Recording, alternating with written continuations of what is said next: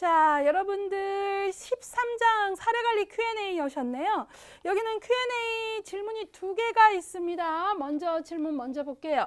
여기 사례관리 파트인데요. 예, 첫 번째 사례관리 등장 배경 중에서 서비스 전달의 지방 분권화에 대해 보충 설명해 주세요. 그랬어요. 서비스 전달의 지방 분권화. 예, 요 부분 먼저 볼게요. 우리가 앞서서 그런 얘기 했어요. 본 내용에서 사료관리의 등장 배경이 시험에 되게 많이 나온다. 그런 얘기 했고요.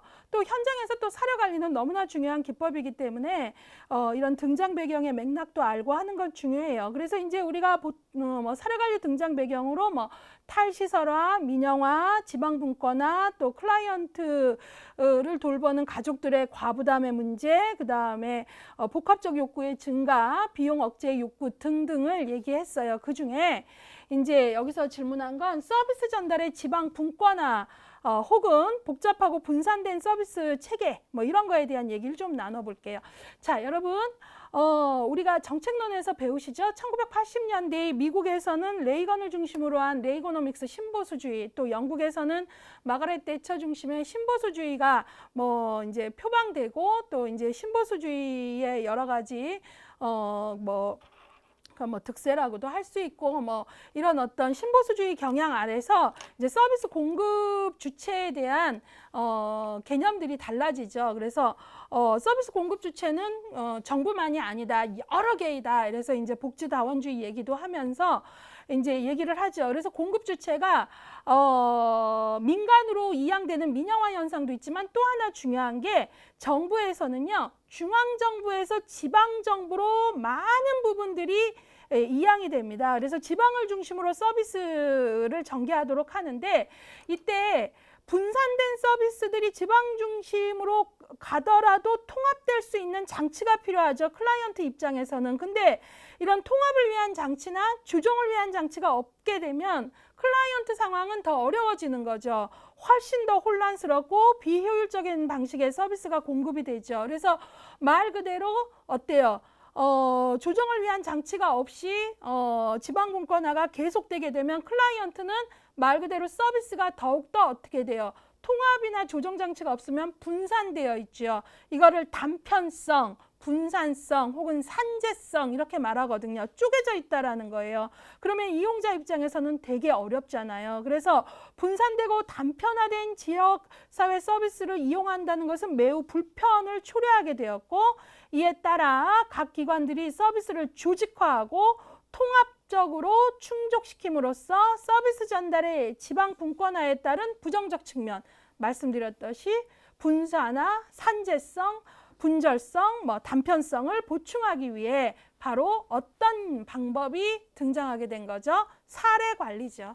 예, 그래서 사례 관리는 그렇게 얘기하잖아요. 클라이언트의 포괄적인 욕구에 대해서 산재되어 있는 서비스, 우리 기관이 이 모든 서비스가 없잖아요. 어떤 건 이 기관, 어떤 건 저 기관, 이렇게 산재되어 있는 것들에 대해서 사례 관리자가 포괄적 계획을 조직화하고 조직, 조정, 유지한다 그랬잖아요. 예, 그래서 이런 지방 분권화를 통해서 많은 서비스들이 조정 없이 산재될 때 바로 사례 관리가 통합하고 조정하는 역할의 필요에 의해서 등장했다. 이렇게 설명할 수 있겠습니다. 자, 그래서 그 부분 설명했고요. 이제 두 번째로 전문가주의와 일반주의 실천에 대해서 설명해 주세요 하는데요. 예, 우리가 이제 일반주의 실천은 제너럴리스트 어프로치라 그러고요. 전문가주의는 스페셜리스트 어프로치라 그래요. 근데 이게 이제 저도 이제 늘 고민인데요. 우리가 이제 영어를 가져다 쓰다 보니까 전문가주의 스페셜리스트 이렇게 하고 일반주의 접근을 하면 제너럴리스트 이렇게 얘기하거든요. 근데 일단 제가 좀 하고 싶은 얘기는 여기서 조금 정리를 하고 가고 싶은 건 이 부분입니다. 잠깐요. 물 한번 먹고 얘기할게요. 사회복지 전문직 하면요. 우리가 전문직 하면 이 전문직, 전문화하면 이것 자체를 스페셜리스트로 생각할 수 있는데요. 그게 아니라 여기서 전문직 하면 프로페셔널 말하겠죠? 그러면 사회복지 전문직이라고 하면 크게 두 가지 형태가 있다라는 거예요. 하나는 스페셜리스트가 있고요. 하나는 제너럴리스트가 있다라는 거예요. 그래서 스페셜리스트 어퍼치, 제너럴리스트 어퍼치 이런 식으로 얘기하는데 이때 스페셜리스트를 번역해서 전문가주의라고 하고 그 다음에 제너럴리스트를 일반주의 실천이라고 해요.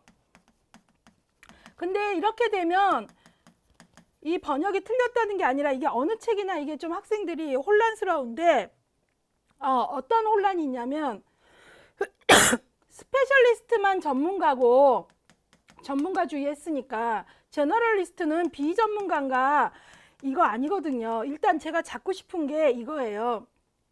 둘 다 사회복지 전문직, 프로페션, 소셜 워크 프로페션에 둘 다 속해요. 근데 접근 방법이 다른 거예요. 아셨죠?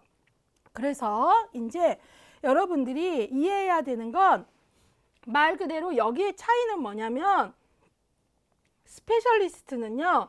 대상이나 그 다음에 방법 중심으로 쪼개서 가는 거예요. 예를 들어 대상이 뭐 개인이냐 가족이냐 혹은 아동이냐 노인이냐 이런 식으로 아동 전문가, 노인 전문가 또 우리가 이렇게도 하잖아요. 학교사회복지 하면은 학교사회복지 전문가 그 다음에 또 뭐 정신건강하면 정신건강 전문가 이런 식으로요. 그래서 우리가 정신건강사회복지사, 학교사회복지사 하면 대표적인 스페셜리스트예요. 그쵸? 그 다음에 방법으로도 할 수 있겠죠. 뭐 아동학대 전문, 뭐 전문 이렇게 나눌 수 있겠죠. 이렇게 대상이나 방법으로 쪼개서 그것만 조금 더 깊게 접근하는 거를 스페셜리스트라고 얘기를 하는 거죠. 그리고 제너럴리스트는 뭐냐면 그러면 이 사람이 전문가고 이 사람은 비전문가냐 그 얘기는 아니고요. 일반주의 실천은 대상이나 방법을 어느 하나로 정해서 깊이 들어가는 게 아니라 일반적인 사회복지 대상이 될 수 있는 어려움을 전반적으로 다루는 거예요. 예, 그래서 대상이나 방법을 이렇게 어느 하나만 선택적으로 하지 않고 전반적으로 다루는 거를 일반주의 사회복지 실천이라고 해요. 그래서 거기 읽어보시면 자, 제가 이제 조금 읽어볼게요. 사회복지 실천의 발달 과정을 보면 개인의 심리 문제에 대한 접근 방법, 심리 문제에 대한 접근만을 중시해 결과적으로 지나치게 전문 분화를 강조하여 비효과적, 비효율성을 초래했다.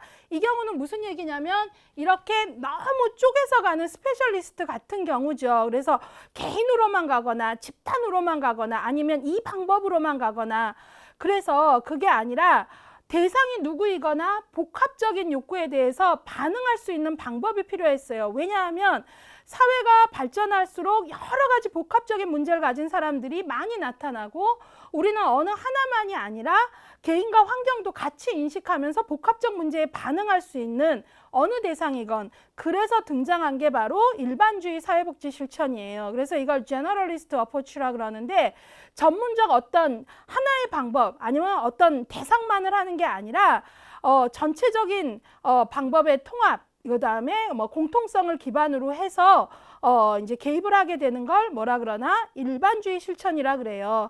그래서 여러분들이 전문가주의는 그 반대로 뭐 케이스워크 그룹워크 아니면 아동 전문, 노인 전문, 정신건강 전문, 학교 전문 이런 식으로 가는 거고 그래요. 그래서 이 차이를 아셨으면 사례관리자는 어디에 들어가냐면 제너럴리스트에 들어가죠. 왜냐하면 사례관리자는 복합적인 욕구를 가진 사람에 대해서 키워커가 돼서 이 사람의 복합적인 욕구에 포괄적 계획을 세우고 접근하는 거잖아요. 그래서 사례관리자는 어디에 속한다? 제너럴리스트에 속한다라는 거고요. 이거를 좀 더 이제 설명을 해드리면 보통 우리가 2급을 따고 1급을 딸 때 여기까지는 우리가 이제 제너럴리스트 교육과정이라고 얘기할 수 있는 거예요. 그래서 지역사회에서 커뮤니티에서 혹은 뭐 일반적인 기관에서 복합적 욕구를 가진 어떤 대상이라도 우리가 서비스를 할 수 있게끔 욕구 사정하고 서비스를 줄 수 있는 제너럴리스트가 이제 교육되고 양성되는 거고요. 그 다음에 이제 우리가 어떤 대상 혹은 아니면 어떤 문제에 더 깊이 있게 들어가는 경우 그것만 그럴 땐 우리가 스페셜리스트라 그래요. 그래서 여러분 보시면 학교사회복지사나 정신건강사회복지사는 1급을 기본적으로 요구하죠. 그 수련 과정에 들어가려면 그게 바로 기본적인 제너럴리스트 교육과정은 누구나 다 갖고 그 다음에 이제 더 심화된 영역에 그 안으로 들어가는 거잖아요. 그런 맥락으로 보시면 돼요. 그럼에도 불구하고 제가 조금 여러분에게 부탁을 드리는 건 이제 그러면 누가 더 전문가냐 하면 스페셜리스트가 더 전문가다 이렇게 소개되는 책도 있고 그 말도 일리는 있는데 꼭 그렇게 보시기보다는 이거죠. 스페셜리스트하고 제너럴리스트 둘 다 어때요? 장단이 있는 거예요.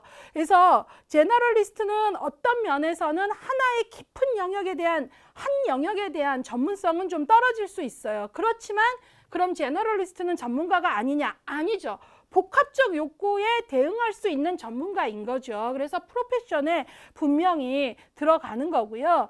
또 그렇게 보자면 스페셜리스트도 분명히 한계가 있죠. 아까 한계점을 기반으로 시작된 거잖아요. 너무 하나의 영역만 보다 보니까 복합적인 욕구에 대응할 수 있는 힘은 또 약한 거죠. 그러니까 무조건 스페셜리스트가 더 전문가고 제너럴리스트는 전문성이 떨어져 그렇게 보기보다는 저는 사회복지 전문직은 소셜워크 프로페셔널 하면 제너럴리스트, 스페셜리스트가 둘 다 있고요. 우리가 복합적 욕구에 반응하기 위한 보통 사례 관리자나 이런 경우에는 우리가 제너럴리스트이고요. 그 다음에 한 영역에 더 깊이, 한 문제에 더 깊이 들어가는 건 스페셜리스트.